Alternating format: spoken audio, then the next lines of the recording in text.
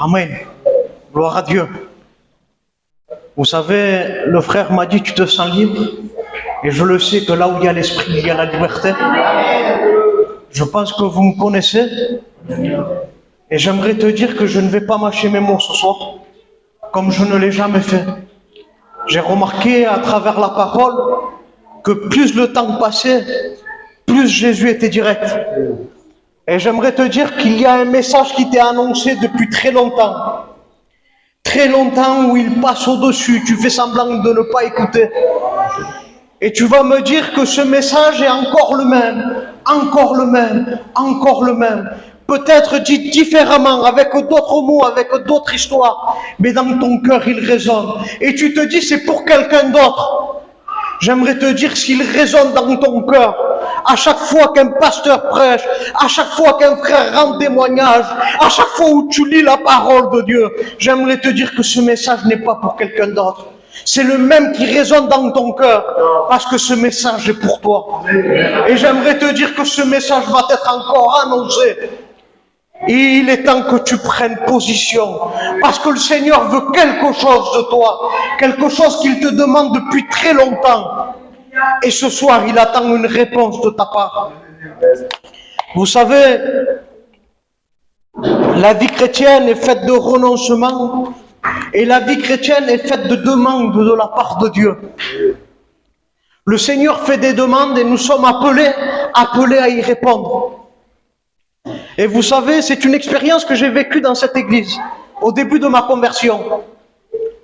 Je m'étais posé une question, je disais, Seigneur, je voyais des frères, on va dire, voilà, c'est pas pour juger, mais qui faisaient moins de choses, et le Seigneur leur demandait moins de choses. Et je disais, Seigneur, pourquoi tu me demandes toujours plus? Toujours plus, toujours plus. J'étais jeune converti, je comprenais pas. Et j'étais assis au fond là-bas. C'était une mission, un culte un matin. Et l'Esprit a parlé à mon cœur à travers le message. Il me disait, si je demande peu à un autre, qu'est-ce que ça peut te faire? Il me disait, si à toi je te demande plus, qu'est-ce que ça peut te faire? Je suis maître et Seigneur. Et j'aimerais te dire que peut-être ce qu'il te demande à toi, il ne le demande pas à un autre. Et ce qu'il ne demande pas à un autre, il ne le demande pas à toi. Mais ce soir, il a un message à te transmettre. Et il l'a déposé dans mon corps. Amen. J'aimerais qu'on fasse une lecture. Ça se trouve dans l'évangile de Jean, au chapitre 9, au verset 10. Il nous est parlé d'un aveugle où il va se passer un miracle. Jésus va lui redonner la vue. Et des personnes vont se questionner. Et ils vont lui demander, ils vont lui dire comme cela, comment tes yeux ont-ils été ouverts? Et cet homme va répondre à cette question. Il va dire comme cela, il répondit, l'homme qu'on appelle Jésus a fait de la boue, a oué mes yeux et m'a dit, va au réservoir de Siloé et lave-toi. J'y suis allé, je me suis lavé et j'ai pu voir. Et ça, c'est le premier message que cet homme va transmettre au peuple. Le tout premier message. Et le peuple, eux, voulaient entendre quelque chose d'autre. Alors ils vont le prendre et l'amener vers les pharisiens. Et les pharisiens vont lui poser une autre question. Ils vont lui dire comme ça. De nouveau, les pharisiens lui demandèrent comment il avait pu voir. Et il leur dit, un nouveau message de cet homme. Il a appliqué de la boue sur mes yeux, je me suis lavé et je vois. Et nous voyons que les deux messages qu'il est en train de transmettre n'ont pas les mêmes mots, mais ils comportent le même message. Et le message que tu as reçu jusqu'à présent n'ont peut-être pas le même mot, mais ils comportent le même message, la même direction pour ta vie. Le Seigneur veut parler à ton cœur. Et voici que ces pharisiens ne voulaient pas recevoir ce message. Alors qu'est-ce qu'ils vont faire? Ils vont appeler les parents de cet homme. Ils voulaient avoir un autre message. Et peut-être toi aussi, ce message ne te convient pas. Et tu es peut-être allé voir ailleurs pour trouver un autre message. Et le même message t'est annoncé. Ces pharisiens se sont tournés vers les parents et les parents vont leur dire, nous reconnaissons que cet homme est notre enfant. Nous reconnaissons qu'il a recouvert la vue. Il va dire, mais au sujet de la vue, il n'y a que lui qui peut vous en parler. Et j'aimerais te dire que le message qui t'est annoncé, il n'y a que lui qui peut t'en parler. Parce que c'est lui qui a un conseil pour ta vie. C'est lui qui a un mot pour ta vie. Et voici qu'ils vont du coup rappeler cet homme. Ils espéraient que ce message change encore. Et ils vont lui dire, que t'a-t-il fait? Comment t'a-t-il ouvert les yeux? Et il va répondre comme cela. Je vous l'ai déjà dit, et vous n'avez pas écouté. Et tu es encore venu ce soir disant, Seigneur, parle-moi, parle-moi, parle-moi. Et le Seigneur te dit, je te parle depuis tant de temps, mais tu n'écoutes pas. Voici le message simple que le Seigneur a déposé dans mon cœur. C'est qu'il voulait te sortir de ta situation. Il voulait te dire qu'il te demandait quelque chose. Mais ce quelque chose qu'il te demande, il te le rend possible. Et il va dire, je vous l'ai déjà dit, vous n'avez pas écouté. Pourquoi voulez-vous l'entendre?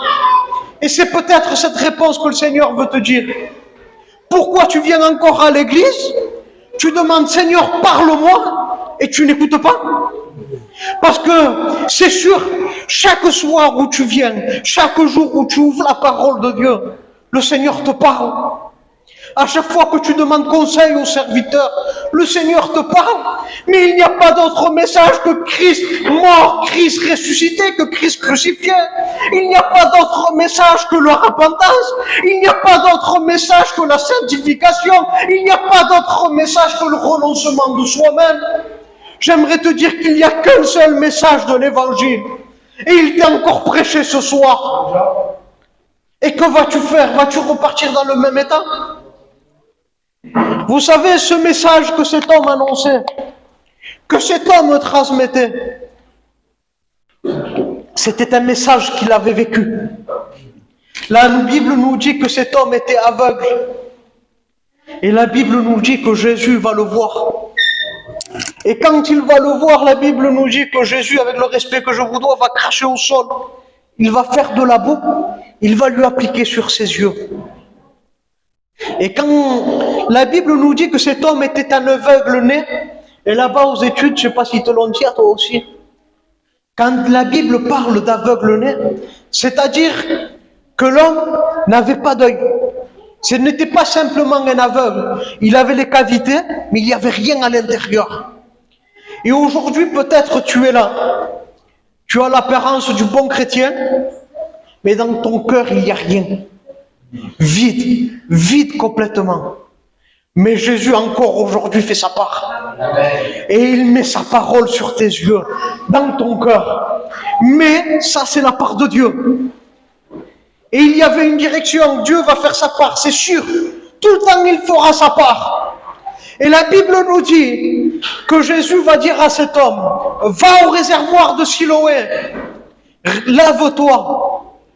Et cet homme, sur cette parole, va mettre foi.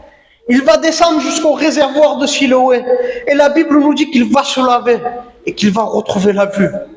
Et voici le message que le Seigneur a mis dans mon cœur. C'était celui-ci.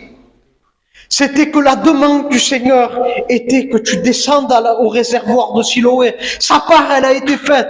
Mais si Jésus aurait simplement mis ses yeux, cette boue sur les yeux de cet homme, qu'il aurait dit à cet homme, va au réservoir de Siloé, et que cet homme serait contenté disant, Seigneur, tu m'as parlé, je suis béni. Et peut-être bien souvent, à chaque fois que le Seigneur parle, tu reconnais que c'est le Seigneur qui te parle. Mais tu ne vas pas plus loin. Et si cet homme aurait resté, il aurait dit, Seigneur, tu m'as parlé, tu m'as béni, mais il n'aurait pas descendu jusqu'au réservoir de Siloé. Que serait-il passé?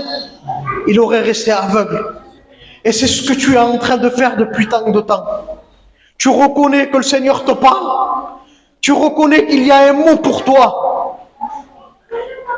Mais tu ne vas pas jusqu'à ce réservoir.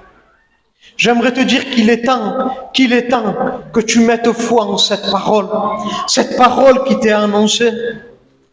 La Bible nous dit, j'aimerais te parler des parents de Samson. Nous parlons souvent de Samson, mais peu de ses parents. La Bible nous dit que ce foyer n'avait pas ce que tout foyer désirait. Il voulait avoir un enfant.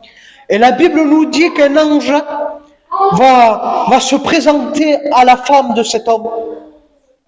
Il va se présenter à sa femme et il va lui transmettre un message. Il va lui dire, je vais te donner un enfant, tu vas recevoir un enfant. Mais il va lui donner des conditions. Il va lui dire, à l'heure d'aujourd'hui, maintenant, de suite, tu ne boiras plus du fruit de la vigne, tu ne boiras plus de liqueur, tu ne boiras plus d'alcool, tu ne mangeras pas de choses qui sont impures.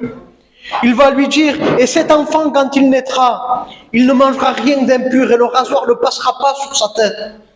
Et j'aimerais te dire que le Seigneur a une promesse pour toi. Il te dit, j'ai une bénédiction pour toi, mais c'est à partir d'aujourd'hui.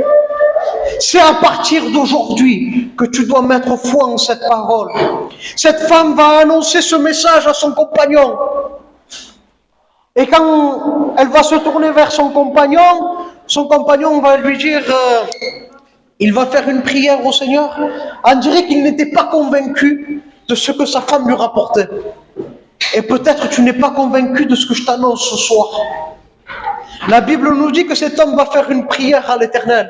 Il va lui dire que cet ange que tu as envoyé, que ce messager que tu as envoyé revienne vers nous. La Bible nous dit que le messager, cet ange va revenir vers sa femme et pas vers lui. Il va revenir vers sa femme et sa femme, voyant ce messager, elle va courir vers son mari. Elle va lui dire, viens. Et quand elle va courir vers son mari arrive devant cet ange, il va lui dire comme cela, c'est toi qui as parlé à ma femme? Et l'ange va lui dire, oui, c'est moi.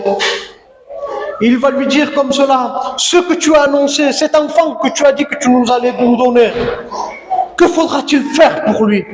L'ange va lui répondre, il faudra faire tout ce que j'ai annoncé à ta femme. J'aimerais te dire que le Seigneur t'a annoncé un message et il se fait de plus en plus direct sur les messages. Et maintenant, il n'y a plus aucun détail. Ce soir, tu sais toi-même ce que le Seigneur t'a demandé. Je ne vais pas faire le prophète. Tu le sais, c'est dans ton cœur et ça résonne. Ce que le Seigneur t'a demandé aujourd'hui, il te dit, fais-le. Fais-le. Parce qu'il est temps. Il est temps que tu obéisses. La Bible nous dit que Christ revient chercher son Église. Et j'aimerais te dire que si tu ne rentres pas dans l'obéissance, parce que la Bible nous rappelle que l'obéissance vaut mieux dans les sacrifices. J'aimerais te dire que si tu n'obéis pas à la parole de Dieu aujourd'hui, quand Christ reviendra chercher son Église, tu resteras là. Et il serait malheureux qu'en étant dans l'Église, qu'en écoutant les messages de l'Évangile, tu restes sur cette terre. Il serait malheureux pour toi. Il serait malheureux pour toi. La Bible nous dit qu'à un moment donné, Jésus va annoncer un message à une des églises.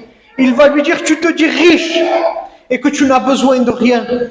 Mais tu ne sais pas qu'en réalité, tu es aveugle, pauvre, misérable, malheureux et dévêtu.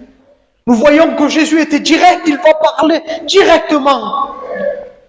Et j'aimerais te dire qu'aux yeux de Jésus, si tu n'obéis pas à la parole, tu es un boiteux spirituel, tu es un paralytique, tu es un aveugle, tu es un malheureux, tu es un mort spirituel.